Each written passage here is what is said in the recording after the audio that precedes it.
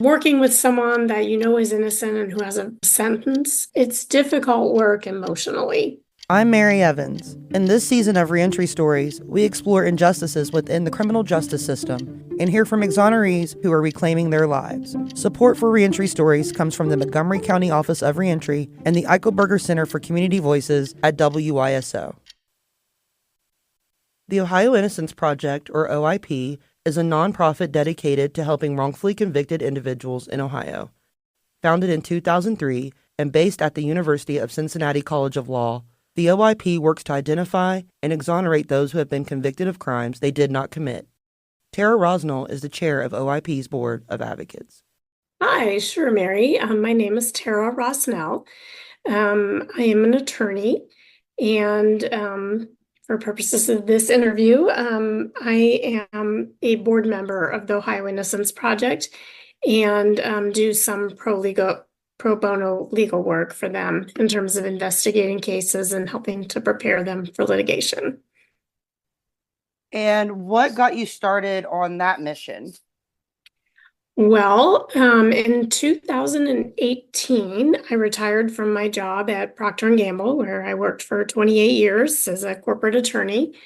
And I was just kind of looking at work that I could do in retirement, but not a full-time job. I was interested in volunteer work. And at that time, the dean of the law school was Verna Williams, and she came to P&G to meet with a group of UC Law alums who were working at P&G and just to talk to us about the things that were going on at UC Law School. And so one of the things that she talked about was the Ohio Innocence Project. And as soon as I heard about the work they were doing, I knew that that was something I was very interested in. Just the fairness of our criminal legal system is always something that has interested me. So I made arrangements to attend an event that OIP was putting on at the Mercantile Library. It actually was a journalist who had worked to kind of expose the story that happened with the East Cleveland Three, which are some of the three of our OIP exonerees. And then from that time on, I met Mark Godsey, who's the director of OIP, and was eventually asked to join the board. Which I did in 2018 and have been involved ever since. Well, I appreciate all the work that you're doing. And so thank you so much for, retiring and still fighting the good fight.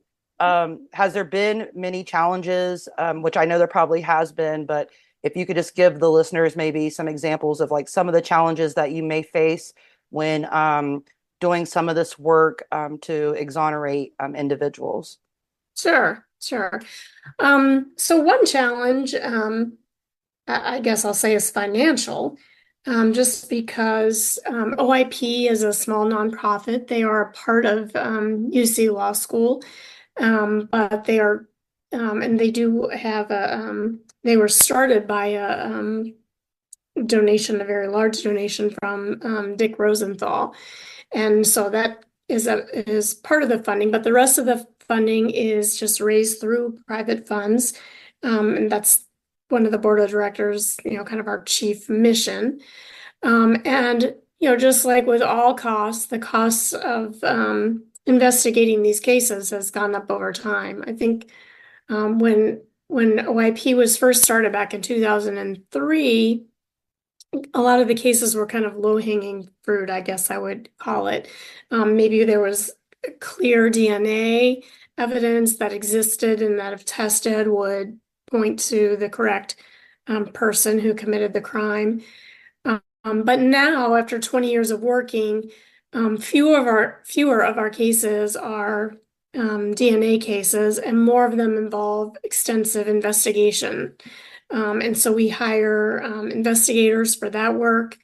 And also just travel costs of, the students driving around to the different prisons and meeting with our clients, etc. So costs have just gone up. That's one thing. And then the second thing I guess I would say possibly even just more important in terms of challenges, just it's difficult work emotionally.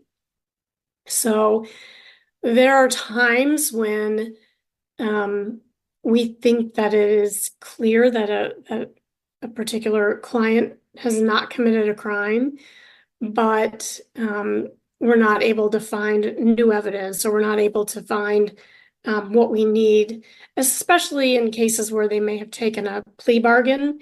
In those cases, the bar is extremely high. And so working with someone that you know is innocent and who has a very long sentence, but not being able to do anything in certain cases, that's very tough.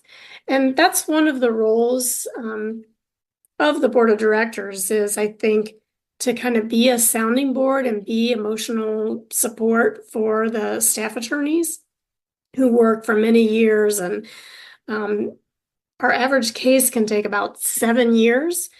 And there are a lot of setbacks during those times, even in cases where we are ultimately successful in getting that person exonerated. There are many setbacks along the way, and it's very difficult when a person and their family is affected by that. I guess another question I have for you. So, for me, I was ultimately, guilty of the crimes that I did. However, I do feel like the sentence was, mandatory minimum. I was like maxed out compared to some of the other individuals in my, committing county and what they might have, been sentenced to. But that's neither here nor there. And I'd always heard that when you took a plea, there was no option for appeal or anything like that. It was kind of like set in stone. So I think it's monumental that you're able to help individuals kind of like have a voice when they've taken an appeal in a court system. But my question is, and this seems to be like a growing theme, I was unaware of the exoneration process. I thought once the team that's there to defend you and to present this evidence or take you through a new trial. I thought once you went through that, it was done, over with. You're free to go. But I guess there's still some more steps after that. If you could explain, like, why does it take so many more steps after the evidence and everyone has said, okay, this individual obviously was not guilty? Why does that happen? Um, yeah, so I can explain a little bit of that, and there are probably people who are more expert in this who could explain it in greater detail. But what I can say is this, that the first step in an exoneration, when you believe that a client is innocent, is that there has to be new evidence. So it has to be something beyond what was presented at trial and even what was available at trial. Um, so that's the first challenge is to find that new evidence. It can be difficult. Oftentimes we're working many years after the crime has occurred. So to the extent that that new evidence may involve witnesses, or just finding evidence that was collected in order to DNA test it, that sort of thing, it can be difficult just because of the passage of time. Then, if we prevail, what we prevail in is in overturning the original verdict. So you have then successfully overturned that verdict, and then the state can retry that person. But they have to, then that new evidence comes into play. So if you have found a new witness, or you have DNA evidence now, or you have found evidence of official misconduct, like maybe something was hidden and not turned over, and the investigation is constitutionally required, then that new evidence would become part of the new case. Um, they don't always retry the person, but sometimes they do. And so then it's a matter of going through another trial, which is very difficult for our clients to have to endure because they have such mistrust of the judicial system at that point in time because of their past experiences. So that's the next step. And then if they are cleared, then there's a separate step for actually declaring innocence and being able to get compensation. So compensation then is kind of the last phase um, to try to be compensated for that time while they were in prison. And the compensation piece is, to me, mind blowing because for me, if I was wrongfully convicted, I don't think that there's a price on a day for each day that I did spend away from my family, away from, reality, away from success and growth that could have potentially, took my life in a whole different direction.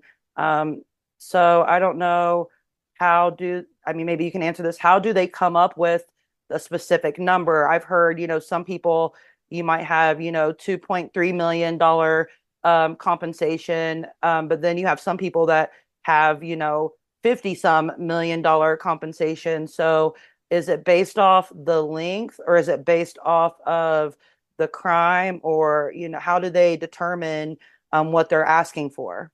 Yeah. Well, first of all, I should mention that OIP actually does not handle um, the compensation part of the, what our mission is just to free innocent people from prison. So once they get beyond that initial where they're free and they have their verdict has been overturned, then we support the other lawyers who are kind of picking up the case going forward, but OIP is not involved with the cases at that time. But to answer your question, um, there's kind of two ways that people are compensated. One is based on the amount of time that they served, and there's kind of a formula that they put together in terms of what that person's earning potential would have been, et cetera.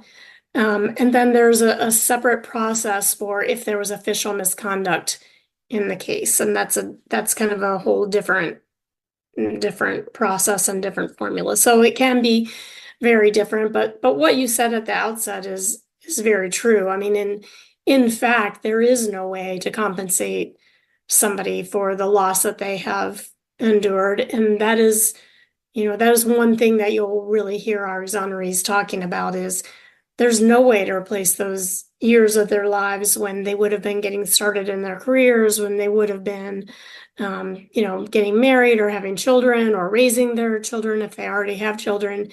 And so, it's a way to maybe help the person to have a start and be able to afford, some housing or things like that in the beginning, but it in no way actually compensates them for the harm that they have endured. Hi, I'm Nina Ellis. The Ohio Country Podcast is ready for you to hear in its entirety, all 12 episodes. No doubt you're going to learn something about Ohio's indigenous tribes that you didn't learn in school. Find it at WYSO.org or wherever you find your podcasts. The Ohio Country is funded by Ohio Humanities. Yeah, and another growing theme that I've realized that happens with these exonerees also is that, they might be, returned to society and been home 10, 12 years and still waiting to be compensated. And I just think that that's an injustice as well. I mean, 10 years out of the judicial system and you've got your conviction overturned and all these things. And so, I mean, I don't know if you just educated me a lot on the process. And I think that it's very modest and admirable that you guys kind of are like, hey, we'll get you home. We support the financial piece of it, but we're not, because that's when things could probably get kind of sticky and tricky because, with those kinds of representation, I know that there's probably a fee and all those things. So I don't know if maybe, exonerees are just like, I don't want to fight this fight anymore. Most of the exonerees that I've spoken to, not just on this season of ReEntry Stories, but having access to them and meeting them through Mr. Dean Gillespie, some of them are just like, I know that I'm probably never going to see this money, but I'm still holding on to hope that one day they'll do the right thing. And so, that's why I just wanted to ask, like, why do some people get awarded? Why are there so many different, amounts and things? So thank you for clarifying that. And I have Well, another there's question. Oh, go I ahead, was going please. to just say one more thing on that because it's an emerging thing that we're seeing, and it's really a difficult thing for some of our clients. So sometimes there's something that happens after the verdict is overturned, and when the state is going to retry that person, but the new evidence will come into the trial. Sometimes the state at that point offers what um, we call a dark plea, which means that the state will agree not to retry them if they agree to take a plea, basically to some lesser charge than they were charged with, but it's still going to be a significant felony and time served.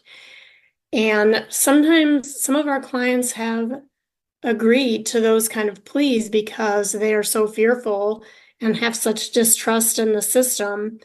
They don't want to go through another trial, which could take years. It involves more uncertainty because they don't know for sure what the outcome will be. And if that happens, if they do take a plea at that stage, then they are not eligible for any compensation.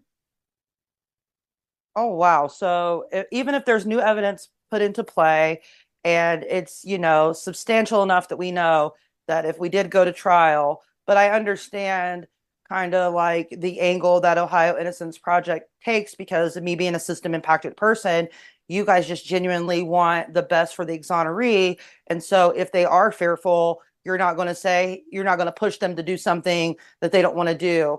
And I think that speaks volumes because it's like they have the ultimate voice. It's them actually driving the car to their own freedom. I just think that it's a disservice and injustice that they would still have something on their record when this evidence could come into play. But I totally understand. I like see both sides of it because it's like, well, why would I want to put myself in harm's way and something go wrong, or this evidence not count, or the jury say, you know what, I don't care, guilty. Like I totally get that. So that's kind of hard. I think I guarantee you, to go back to what you said previously, the emotion and dealing with the connection that you have with the people that you're representing, I'm sure that's probably really hard to see people actually have to take a dark plea. So I couldn't Yes. imagine what that would even feel or look like, so yeah, Mm-hmm. that's really, really rough. And then I guess my final question before moving on to just like wrapping it up is, so what happens? So let's say, for instance, you have an individual, we'll use myself as example. I'm an exoneree. This whole process has happened. I maybe I took a dark plea or I did not, but where's the justice for the victims, the victim or the victim's family? Because now you proved that I wasn't the one who did this.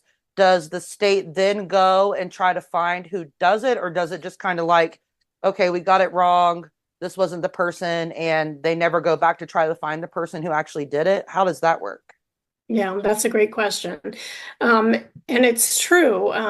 Not in every case, because we actually do have some cases in which no crime actually occurred, some sort of accident or something like that, and not an actual crime in the end. But most of the time, you're correct. There is a victim, and that victim has been impacted, and their family has been impacted.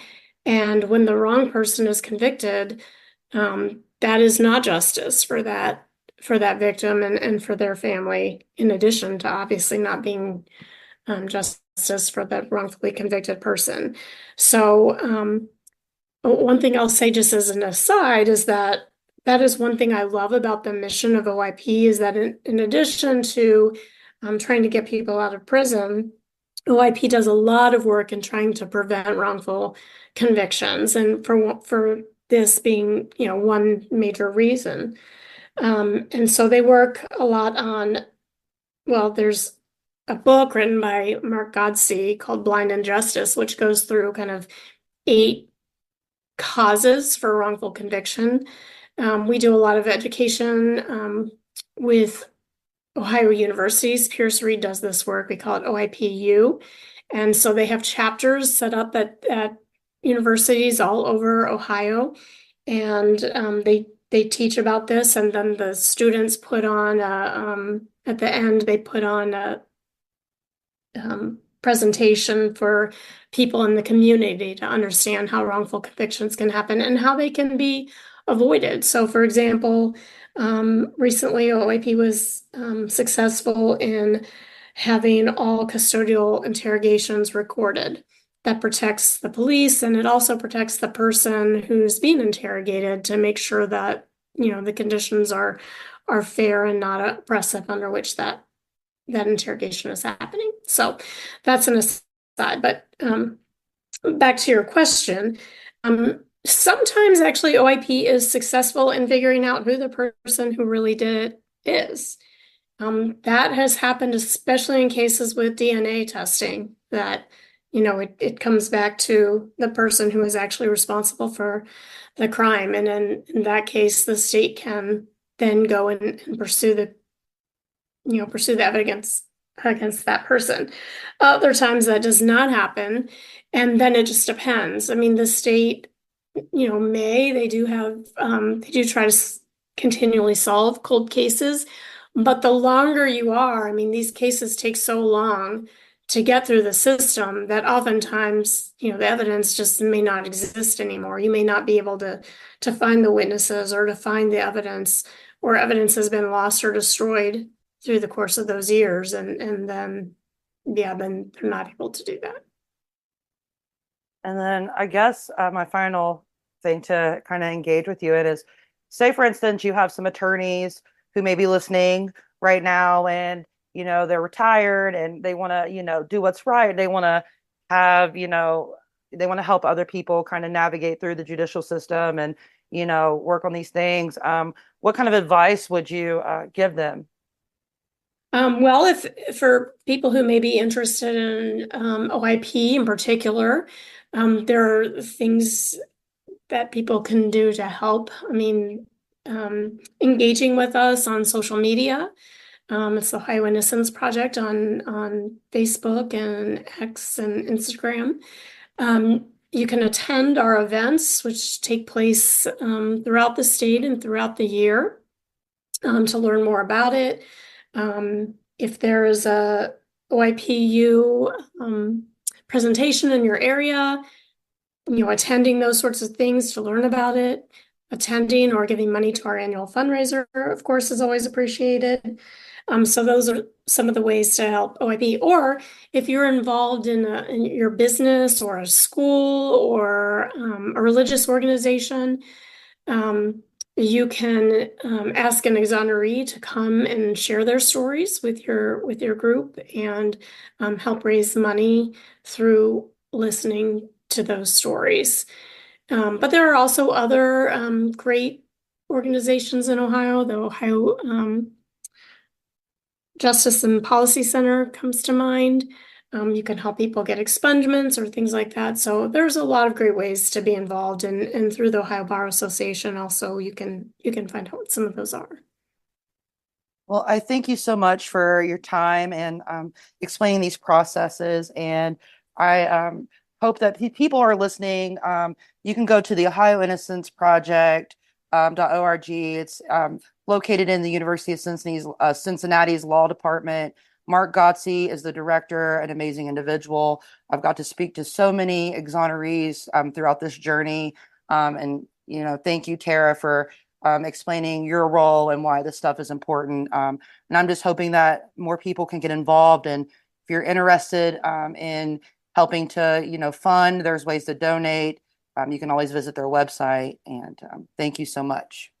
And thank you, Mary, for your work and shining a light on this issue. It's really important and really appreciated. That was Tara Rosnell of the Ohio Innocence Project. I'm Mary Evans. Support for ReEntry Stories comes from the Montgomery County Office of ReEntry and the Eichelberger Center for Community Voices at WYSO.